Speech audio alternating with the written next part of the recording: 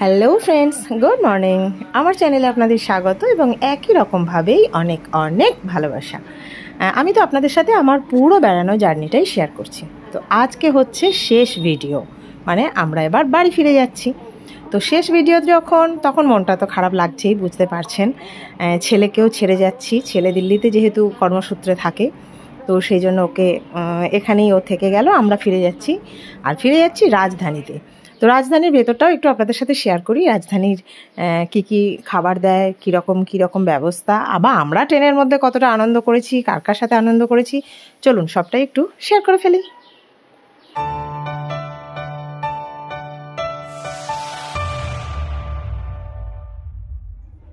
তো এই যে আমরা দিল্লি স্টেশনে এসে পৌঁছে গেছি। তো আমরা বিকেল 4টের মধ্যে পৌঁছে গেছিলাম, আর ট্রেন দিয়েছিল 4:15। তো এটা আগের ট্রেন দাঁড়িয়ে আছে, আগের ট্রেন ছেড়ে যাবে, তারপর এখানেই রাজধানী ঢুকবে। তো সেই জন্য আমরা একটু ওয়েট করছি। মনটা একটু ভারাক্রান্তই লাগছে। এত আনন্দ করে সব ফিরে যাচ্ছি, সেটা একটা মন খারাপ। শরীরেও ভীষণ টায়ার্ড হয়ে আছে, ভীষণ ধকল গেছে, মানসিক ধকল, শারীরিক ধকল সবটাই গেছে। তারপরে ছেলের সাথেও বেশ কয়েকটা দিন ছিলাম, দীর্ঘ 7 মাস পর 7-8টা দিন ওর সাথে ছিলাম। আবার ওকে এখানে রেখে দিয়েই চলে যেতে হচ্ছে, আবারও আগামী 7-8 মাস পর আমাদের কাছে যাবে। তো সেই মিলেমিশে মনটা একটু খারাপই আছে। আর এই দেখুন, এই বলতে বলতেই কিন্তু রাজধানী ঢুকেও গেছে।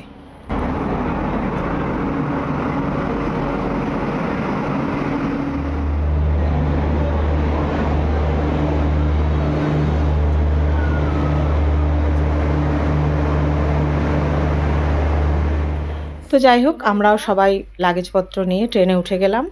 ছেলে আমাদের লাগেজ তুলে আমাদেরকে বসিয়ে ঠিকঠাক সিট দিয়ে তারপর ছেলেও রওনা হয়ে গেল। আমরা এবার নিজেদের মতো নিজেরা সব সেট করে নিচ্ছি, যেটা করতেই হয়। কোথায় লাগেজ থাকবে, বড় লাগেজ, ছোট লাগেজ, নিজেদের বসা, এগুলো টাইম লাগে। এসব করে একটু আমরা মোটামুটি ঠিকঠাক হয়ে গেছি। তো এবার একটু বসে গল্প টল্প হচ্ছে, আমি, দাদা, বৌমনি, আমার মেয়ে এবং দাদার মেয়ে।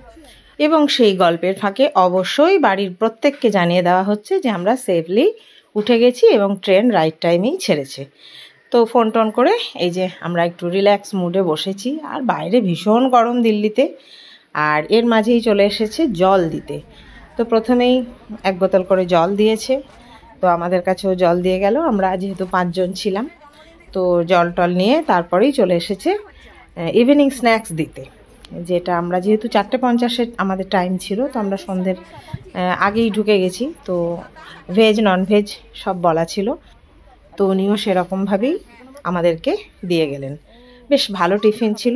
টিফিনে ছিল একটা সোনপাপড়ি মিষ্টি, একটা গুটকে কচুরি, একটা নিমকি, একটা স্যান্ডউইচ আর চা। তো তারপরেই এইসব হতেই চলে আসলো কিন্তু গরম জল। কারণ প্রথমে আপনাকে ওই টিফিনটা দিয়ে যাওয়ার কিছুক্ষণ পর গরম জলটা দিয়ে যায়, আর আমরা এদিকে স্ন্যাক্স খেতেও শুরু করে দিয়েছি। আর টিফিন ছিল খুব সুন্দর। এই যে গুটকে কচুরিটা দেখছেন না, এটা ভীষণ টেস্টি আর একদম গরম ছিল, আমার তো ভীষণই ভালো লেগেছিল। তারপরে এই যে বললাম গরম জলও চলে এসেছে। আর চা না খেলেও সেই মুহূর্তে সবারই একটু চা চা করছিল। অতিরিক্ত গরমের পরে বেশ একটা এসির ঠান্ডা হাওয়ায় ঢুকে শরীরটা তো ঠান্ডা হয়ে গেল। আর আমি আর আমার দাদা ভীষণই চা খাই, আমাদের যখনই চা দেবেন আমরা তখনই খাবো। বৌমনি আর আমার 2 কন্যা অতটা পছন্দ করে না, কিন্তু সে সময় আমরা সবাই কিন্তু 5 জনেই চাটা বেশ এনজয় করতে করতে খেয়েছি। আর এদিকে ঠিক আমাদের পাশের সিটে খুব খুব মিষ্টি একটা বাচ্চা উঠেছিল, মানে মা, বাবা আর বাচ্চা। এত মিষ্টি যে ওদের সাথেই আমাদের পুরো জার্নিটা কেটে গেল, মানে ওই বাচ্চাটার সাথে ভীষণ আনন্দ করেছি। চলুন ওর সাথে আনন্দটা একটু শেয়ার করি। দাঁড়া, ও ব্যবস্থা নিচ্ছে, দাঁড়া। কি করে মানু, কি করে দেখ না, ওকে নিজেকে দেখ কি করে, ওই দেখ। বাবা, ফারাক্কাকে তুমি বেরিয়ে দিলে। দিদি আসছে, দিদি আসছে।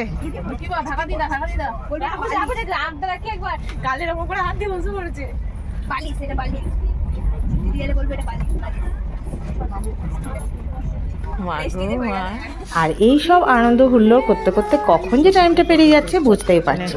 বেজে গেল রাত্রি 8টা, হয়ে গেল ডিনার টাইম, চলে এসছে ডিনার। আমার মেয়ে যেহেতু ভেজিটেরিয়ান, সেই জন্য ওর ডিনারে ছিল ভাত, রুটি, ডাল, একটা আলুর মিক্সচার আর পনির। তো ওর ডিশটা আগে দিয়ে গেল, তো সেটাই একটু খুলে দেখছি কি কি আছে। তো মেয়ের এটা এসে গেছে, আর আমাদের ছিল ননভেজ, সে একই জিনিস, ভাত, রুটি, ডাল, একটা আলু মিক্সচার আর চিকেন। তো ডিনার দিয়ে গেল, আমরাও ডিনার খেতে শুরু করে দিলাম, কারণ এগুলো তো রাখার ব্যবস্থাও নেই, রাখা যাবেও না, আর দরকারও নেই। আর হ্যাঁ, ভেজ ননভেজ দুটোর সাথেই ছিল দই এবং আইসক্রিম। তো আমরা সবাই খুব মজা করে একসাথে ডিনার করে শুয়ে পড়লাম। সকালে উঠে একটু নিজেদের মধ্যে কথাবার্তা গল্পগুজব করতে করতেই এসে গেল ব্রেকফাস্ট। ব্রেকফাস্টও খুব সুন্দর ছিল। ব্রাউন ব্রেড ছিল, বাটার ছিল, গোলমরিচ ছিল, একটা ফ্রুটি ছিল, আর ছিল আপনার ভেজের মধ্যে ছিল একটা পকোড়া আলু ভাজা, আর নন ভেজে ছিল অমলেট আলু ভাজা। খুব সুন্দর ব্রেকফাস্ট করে নিয়ে আমরা ট্রেনে আস্তে আস্তে এই দেখুন যোশীডি স্টেশন। এখানটা দেখে একটু নস্টালজিক হয়ে পড়লাম, কারণ এই যোশীডি স্টেশনে আমি মোটামুটি অনেকগুলো 6-7টা বছর এর এখান থেকেই যাতায়াত করতে হয়েছে, কারণ আমার ছেলে দেওঘর রামকৃষ্ণ মিশনেই বড় হয়েছে, ক্লাস 6 থেকে 12 পর্যন্ত ওইখানেই পড়াশোনা করেছে। তো সেই হিসাবে বহুবার আমাদের যেতে হয়েছে।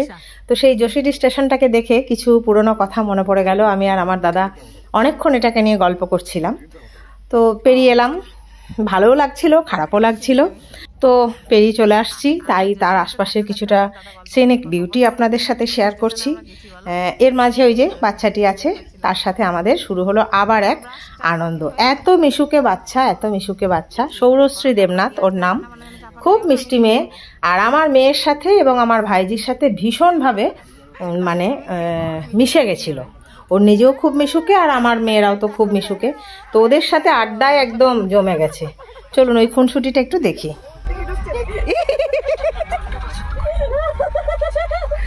পড়ে যাস না,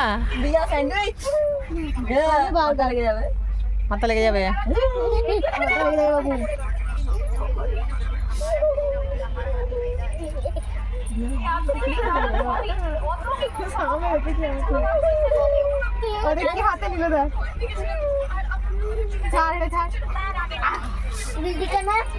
উঠলি কেন?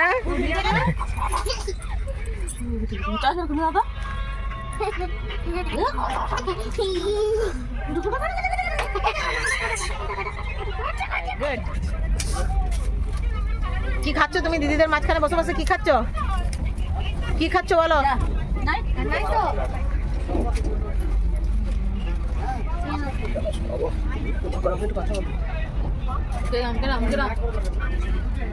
তো বন্ধুরা, এই মজা খুনসুটি করতে করতেই আমরা পৌঁছে গেলাম বর্ধমান স্টেশন। এই যে নেমে গেলাম সবাই একসাথে, বেশ ভালোই জার্নিটা হলো। আর ওই নতুন ফ্যামিলির সঙ্গেও আমাদের খুব ভালো বন্ধুত্ব হয়ে গেছিলো। তো সবাই একসাথেই নামলাম, ওরাও বর্ধমানেই নেমেছে। তো একসাথে নেমে গেছি, এবার সব যে যার গন্তব্যে চলো। আর এর মাঝেই আমার কর্তামশাই চলে এসছে আমাদের নিতে। তো ও এসে গেল, আর এই যে পুচকু আমাদেরকে টাটা টাটা টাটা করে দিয়ে ওরা ওদের মতো ওদের যেখানে যাওয়ার জায়গা সেখানের জন্য ওরা রওনা হয়ে গেল। আমার কর্তামশাই এসে গেছে আমাদেরকে নিতে। আমরাও এবার সব একসাথে স্টেশন থেকে বেরিয়ে বাড়ি চলে এলাম।